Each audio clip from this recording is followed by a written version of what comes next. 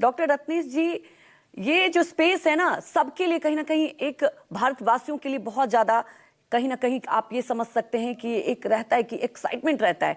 आज का दिन वाकई गर्व भरा, लेकिन कहीं ना कहीं बस जब वायुमंडल में एंट्री होती है सर, वो पल जब कनेक्शन खत्म हो जाता है। मैं चाहूंगी कि आप हमारे दर्शकों को आसान भाषा में बताएं कि वो किस तरह से पूरी प्रक्रिया होती है। जैसे 2:30 बजे से ये प्रोसेस शुरू हो जाएगा और करीब 3 बजे लैंड करेंगे प्रशांत महासागर में। देखिए, नमस्कार।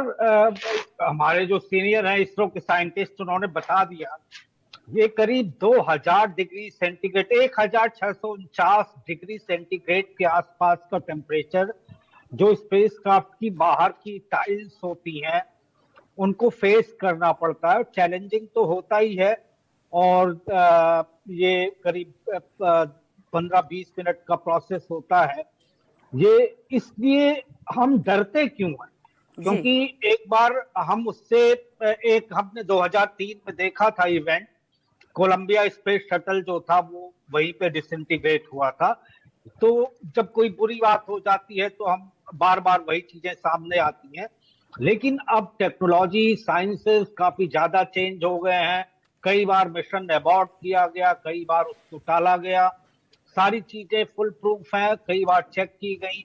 तो मुझे लगता है कि किसी भी तरह के फेल्योर के चांसेस बहुत कम है। प्लाज्मा फॉर्मेशन होता है और उसके बाद वहां से 12 डिग्री के एंगल पे स्पेस क्राफ्ट को एटमॉस्फेयर के बाहर निकलने के बाद उसको धरती की तरफ बढ़ना होता है। फिर उसके बाद एक पड़ाव के बाद उसके पैराशूट्स खुलते हैं। जो फ्रिक्शन होता है एटमॉस्फेयर में और पैराशूट्स का खुलना, ये स्पीड उसकी स्लो डाउन करता है और फिर वो लैंडिंग स्पॉट पे लैंड करते हैं। अभी तो वो तैयारी कर रहे होंगे मेरे ख्याल से।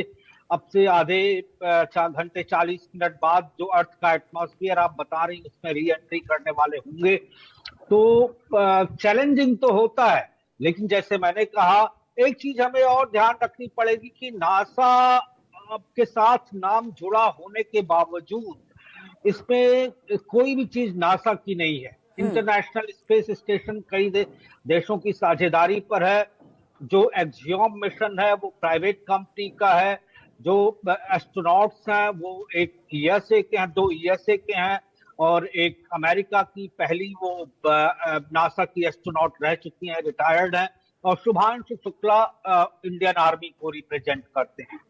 लेकिन इस मिशन के बाद ये जो है आने वाले जो मैन्ड मिशन है